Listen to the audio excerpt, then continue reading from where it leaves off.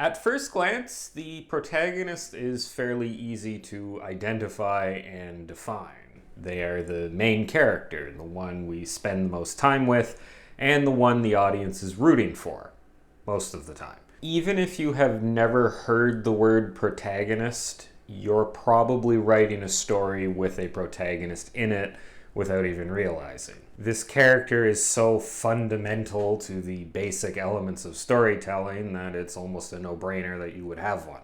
In spite of that, there are some subtleties with this character type that you need to be aware of. So here are 3 myths about protagonists and the non-mythical actual things.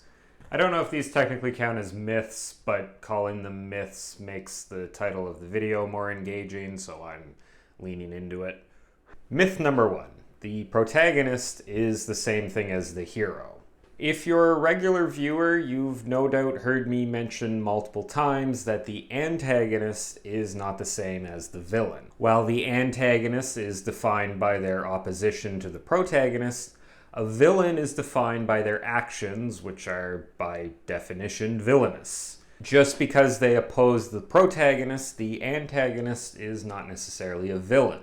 And just because the protagonist opposes the antagonist, it doesn't necessarily mean that they're a hero, even if that antagonist could be classified as a villain. Hero is a fairly easy word to define. They are someone who acts in a way that's noble, likable, virtuous, and morally good. Defining what can be considered noble, likable, virtuous, and morally good is significantly more complicated. The definition of a hero varies from culture to culture, period to period, and situation to situation. Perspective and opinion also play a major role. What defines a protagonist is their role in the story. They are the one making major decisions that affect the plot and drive the events of the story. They are the main focal point for the narrative from a character perspective, and they are generally the character whose outcome the reader is most invested in. None of these requirements require them to be the hero. A character doesn't need to be heroic or possess any heroic qualities in order to fill that role. The protagonist can range anywhere on the spectrum from full-on hero to tragic hero to anti-hero to full-on villain and anything in between. But their place on the spectrum doesn't necessarily affect their protagonist status. Hell, if your story involves a lot of character versus self-conflict, the protagonist and the antagonist could be the same person.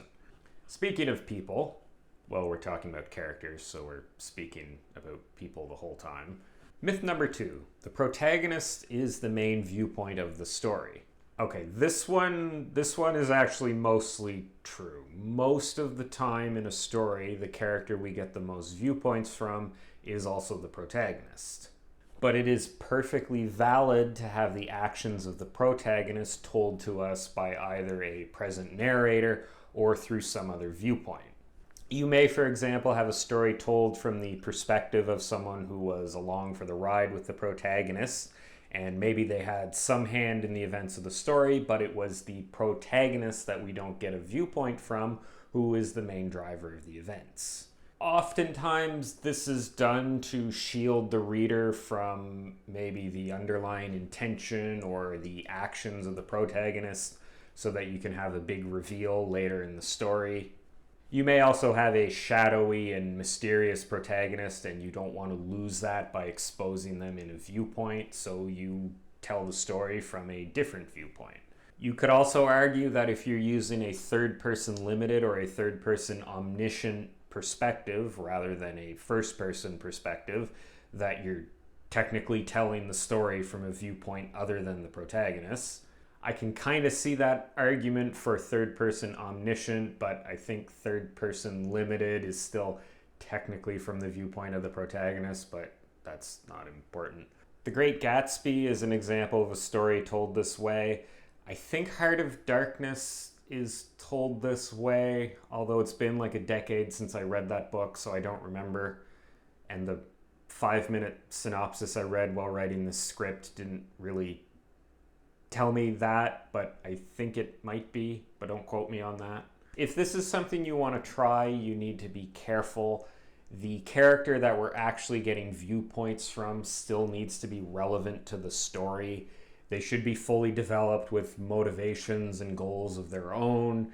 They should have agency and they should affect the plot. The main risk that you run into with doing this is you could stick a character in the story that we're getting viewpoints from who doesn't seem like they should be there.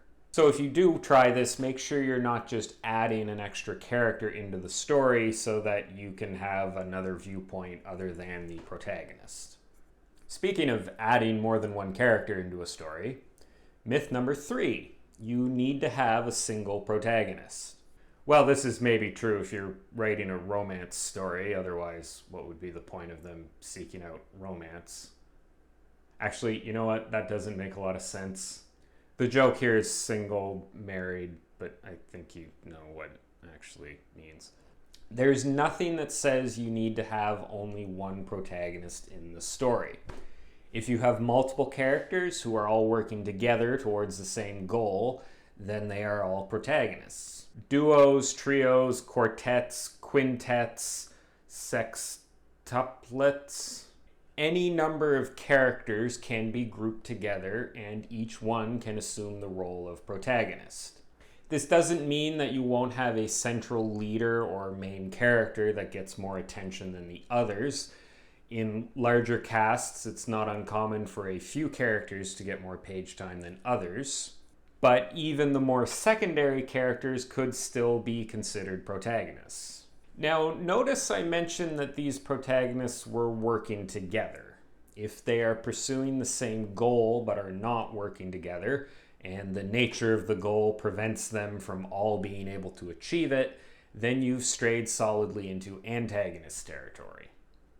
Another angle on this has to do with subplots. If your story has multiple subplots alongside the main plot, each of these will likely have their own protagonist. And depending on the conflict involved in each subplot, they may have their own antagonist as well. So you may end up with, say, 2 or 3 characters dealing with the main plot, and then have several subplots, each led by their own protagonists. Of course, the characters leading those subplots should also be involved with the main plot in some way, and all the subplots should also link up to the main plot, but that's another topic. All that to say that your story doesn't need to be led by a single character. While you may have a main character that gets most of the attention, it's perfectly acceptable to have a group of characters all working towards the same goal. And all of these characters can be considered protagonists. It can be tough to do things alone, and a lot of times we need help.